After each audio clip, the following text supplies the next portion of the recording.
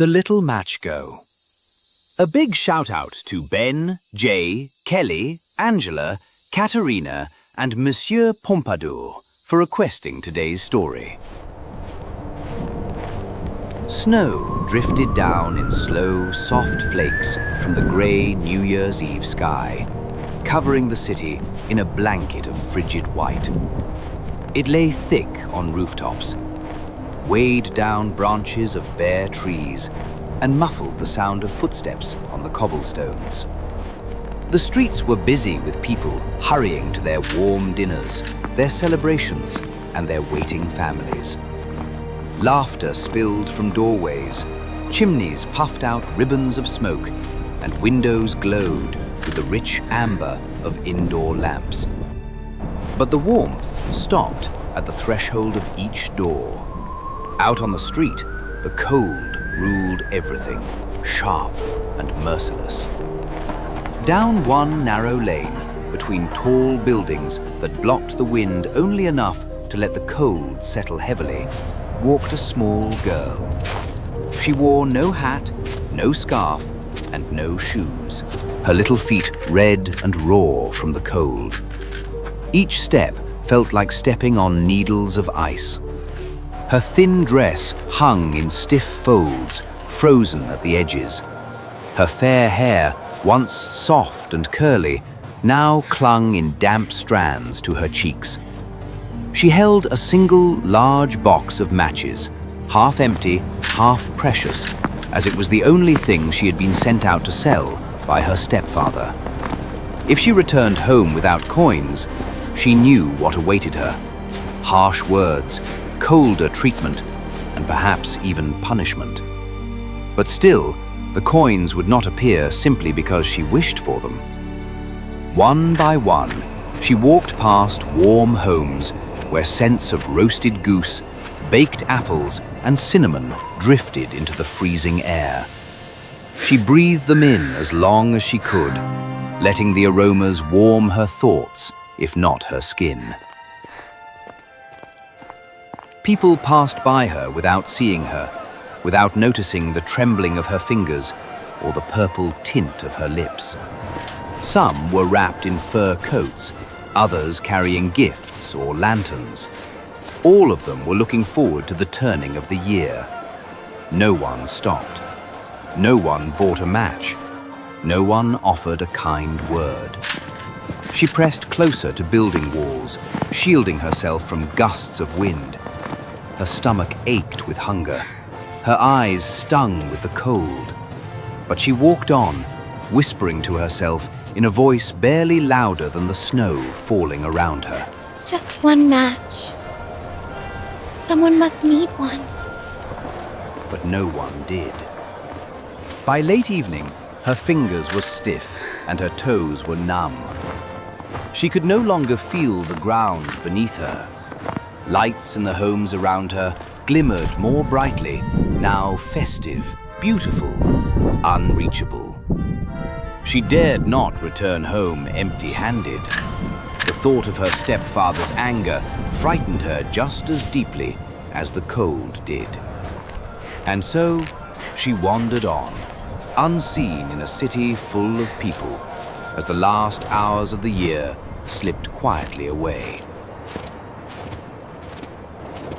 At last, unable to bear the cold any longer, the girl crouched down in a narrow recess between two houses. It offered little shelter, but at least the wind did not cut through her there.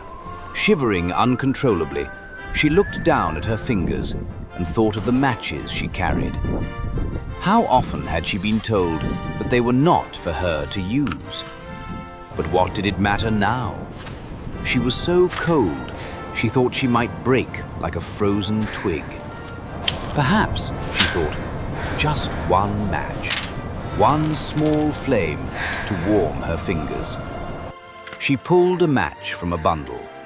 Her stiff fingers fumbled with it, but with a tiny scrape, psst, it flared to life. The flame was small, flickering like a golden petal in the wind, but it glowed so warmly that she gasped. The light wrapped around her like a soft shawl. She cupped the flame with her hands and leaned closer. In the glow of the match, the cold wall in front of her vanished, replaced by the image of a room, a warm room, bright with firelight, a great heath blazing. She could almost feel the heat pouring from it, could almost imagine stepping inside and holding her frozen hands before the fire. She smiled through chattering teeth. Her toes tingled as if they were beginning to thaw. She lifted her feet from the snow to warm them, but just then, the match burned out. The vision vanished. The hearth was gone. The warmth disappeared. And the girl sat once more in the dim alley, the biting cold settling over her like a heavy blanket. Her fingers, though, remembered the warmth. They longed for more. She quickly struck another match, and with it came another vision. This time, she saw a long table draped with fine cloth. Upon it lay dishes of every kind. Steaming potatoes brushed with butter, pastries dusted with sugar, fresh loaves of bread still warm from the oven. At the center of it all was a magnificent roasted goose. The goose seemed alive in the vision, not walking, but moving gracefully as though carried forward by invisible hands. It came toward her. She reached forward, and the match burned to her fingertip. The feast vanished, leaving only the empty alley and her growling stomach. Desperate to bring back the warmth of the visions, she struck a third match. At once, the alley brightened. The walls dissolved, and she found herself standing before a towering Christmas tree, larger and more beautiful than any she had seen through the windows of wealthy homes. Its branches sparkled with colored glass ornaments and candles glowing like stars. At the very top sat an ornament shaped like a shining angel. The girl's eyes widened. She reached up toward the tree, her heart swelling with wonder. But then, something unexpected happened. The candles on the tree seemed to rise upward, higher and higher, until they were floating above her in the night sky. And as she looked more closely, she realized they were not candles at all. They were stars. One star blazed brighter than the rest and streaked across the sky, leaving a trail of shimmering white light behind it. A falling star. Someone must be leaving this world. Those were the words her grandmother had once told her. She was the only person who had ever loved her, and she had died the year before. The girl's heart ached tenderly at the memory, and before she knew it, tears had frozen on her cheeks. The match went out, and the stars disappeared, swallowed by the dark. Barely realizing what she was doing, the girl struck another match, then another and another, until the whole bundle flared in her hands, filling the alley with a glow so bright it was like daylight. And in that radiant light, she saw her grandmother standing before her, not sick, not old and frail as she had last seen her, but strong and smiling with the warmth of a sunrise. Grandmother, you came! Her grandmother knelt and pulled her into an embrace so warm the girl thought she might melt into it. She felt no cold, no hunger, no fear, only love, deep, enduring, familiar love. Take me with you. Don't go away when the match goes out. My dear, everything will be all right. But this time, something was different. The light did not fade. The vision did not flicker. Her grandmother's warmth did not diminish. Instead, the glow surrounding them expanded. She closed her eyes, smiling. When she opened them, she was no longer alone. But now she saw someone else running towards her from the mouth of the alley. A woman wrapped in a thick wool coat. I saw a light. Are you all right, child? Come here, let me help you. The girl could not speak. Her lips were too cold, her voice too weak. But she leaned into the woman's arms, instinctively trusting her. The woman looked at the nearly burned-out bundle of matches and the girl's trembling body and understood immediately. You're safe now. I'm taking you home. Without hesitation, she lifted the girl into her arms. She relaxed completely, drifting into sleep for the first time without fear. When the girl opened her eyes, she was lying in a warm bed covered with quilts. A fire crackled nearby.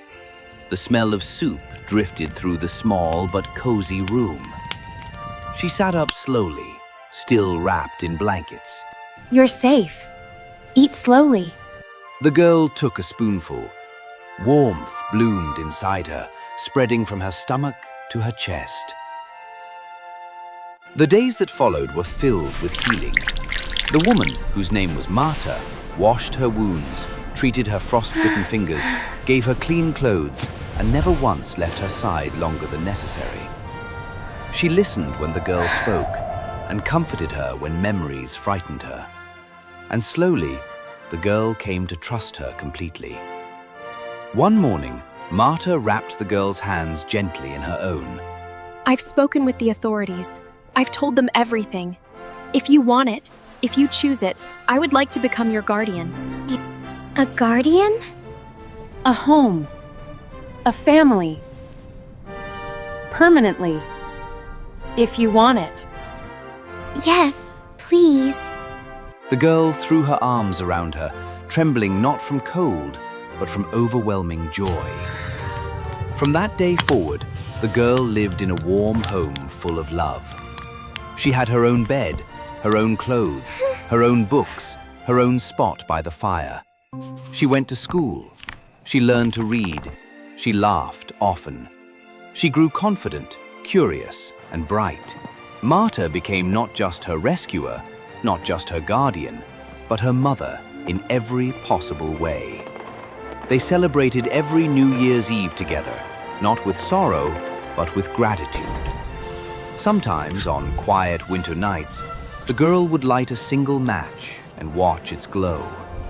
Not because she was cold, but because she remembered the light that had saved her, the warmth that had guided her, and the grandmother whose love had led her to a home that would last forever.